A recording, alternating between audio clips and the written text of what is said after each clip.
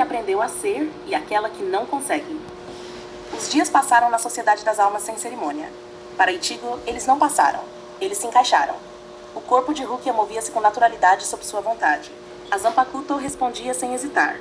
Soji no Shirayuki dançava com precisão, elegância, controle absoluto. Era assustador. Não porque fosse difícil, mas porque era fácil demais. Os instrutores observavam em silêncio. Byakuya observava em silêncio. E ninguém questionava. Rukia Kuchiki sempre foi talentosa, diziam. Parece até melhor agora. Ichigo ouvia, e não corrigia. Ele não sorria, mas também não negava. Cada missão cumprida era perfeita. Cada hollow purificado, limpo. Sem hesitação, sem excesso. Ele não lutava como Ichigo Kurosaki. Lutava como Rukia Kuchiki deveria lutar. E aos poucos, isso parou de doer tanto. Você está diferente, disse Randy certa noite. Ichigo ergueu o olhar. A lua refletia nos olhos de Rukia. Diferente, como? Mais calma, mais completa. Ichigo ficou em silêncio. Ele estava aprendendo. Aprendendo a existir como ela. E essa constatação o assustou mais do que qualquer hollow. No mundo humano, o oposto acontecia. Rukia acordava todos os dias com raiva. Raiva do espelho, raiva da voz grave, raiva das mãos grandes, raiva do corpo alto demais. Ela não treinava, não lutava, não se adaptava. Tentou no início. Tentou agir como Ichigo. Tentou sorrir como ele. Tentou proteger como ele. Mas tudo parecia falso. Eu não sou você, murmurava encarando o reflexo. Não havia poder espiritual. Não havia Zanpakuto, não havia chamado interior, apenas silêncio. Ela tentou ajudar pessoas, tentou ser forte. Mas cada gesto era vazio. Ichigo faria melhor, pensava. E isso a destruía. Enquanto Ichigo começava a ser aceito, Rukia começava a desaparecer. Ela evitava amigos, evitava espelhos, evitava dormir. Quando sua alma se desprendia à noite, ela via Ichigo. A própria aparência dele, forte, firme, inteiro, disse ela certa vez. Ichigo, na forma espiritual de Rukia, desviou o olhar. Eu não sei se isso é algo bom. Eu sei, respondeu ela, porque eu estou quebrada. O silêncio entre eles era mais pesado do que antes. Ichigo estava se tornando uma Shinigami exemplar, não por escolha, mas por adaptação. E Rukia não conseguia, não aceitava, não suportava, não sobrevivia. Eu não consigo ser você, ela disse certa noite. Não importa o quanto eu tente. Ichigo fechou os olhos. Talvez, começou. Talvez você não precise ser. Eu preciso, interrompeu ela, porque eu não posso ser eu. As palavras ficaram presas no espaço entre mundos. Dois destinos que se afastavam lentamente. Ichigo começava a existir. Rukia começava a se perder. E nenhum deles sabia se aquilo era salvação ou apenas outra forma de condenação. A Sociedade das Almas não demorou a decidir. Ela nunca demora quando enxerga eficiência. Ichigo ajoelhava-se no salão branco, o corpo de Rukia ereto, imóvel. Capitães alinhados, olhares avaliando, nenhuma emoção aparente. Rukia Kuchiki, disse o comandante. Sua atuação recede todas as expectativas. Ichigo sentiu o impacto das palavras. Não orgulho, não alegria, responsabilidade. Sua disciplina é exemplar, seu controle espiritual é absoluto. Sua lâmina não vacila. Byakuya permaneceu em silêncio, mas seus olhos diziam tudo.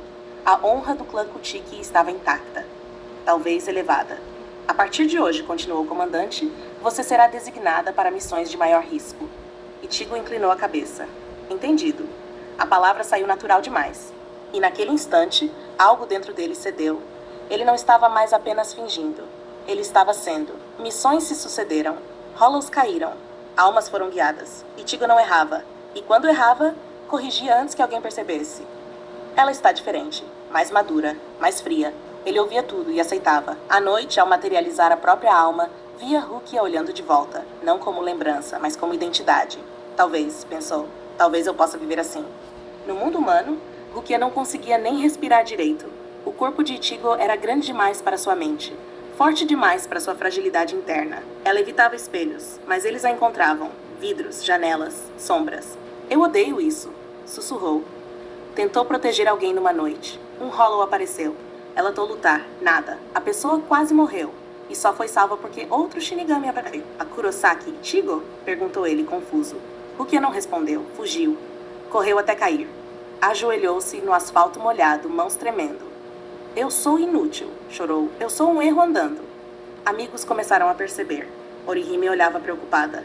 Chad se mantinha distante. Ichigo não era assim, murmuravam. E estavam certos, ela não era. À noite, quando a alma se desprendia, Rukia gritava. Por que você consegue? Acusou, encarando Ichigo. Por que você se encaixa tão bem? Ichigo não respondeu de imediato. Por quê? Disse por fim. Eu sempre lutei para proteger. E aqui, isso ainda é possível. Rukia apertou os punhos. E eu? Eu vivi para lutar. Para servir. Para existir como Shinigami. A voz quebrou. Agora eu não sou nada. Ichigo sentiu a dor atravessar mundos, mas não voltou atrás. Ele não podia. A Sociedade das Almas precisava de Rukia Kuchiki. E ele estava se tornando ela. Enquanto isso, Rukia Kurosaki desaparecia pouco a pouco. Menos sorrisos, menos palavras, menos vontade. Dois destinos opostos, um sendo elevado, outro sendo apagado. E o mundo assistia sem interferir. Coava pelos corredores brancos. Kuchiki Rukia. Ichigo parava toda vez que o ouvia, não por surpresa, mas por reconhecimento.